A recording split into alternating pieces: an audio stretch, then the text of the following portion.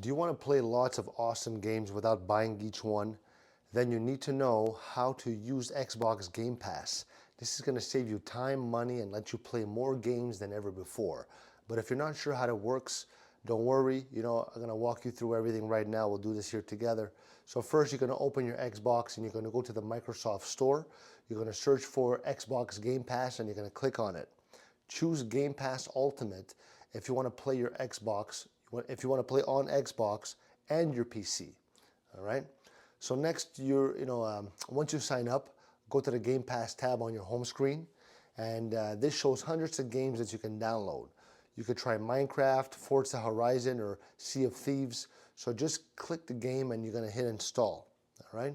Third, you could use the cloud gaming feature if you don't want to wait for downloads. So just click play and the game will start right away. Fourth thing, download the Xbox Game Pass app on your phone to pick and install games even when you're not at home. All right. Last, always check if the leaving soon section, check that section so that you don't miss games that are going away. Now you're ready. Go play, have fun, leave a like, comment, subscribe. Ciao.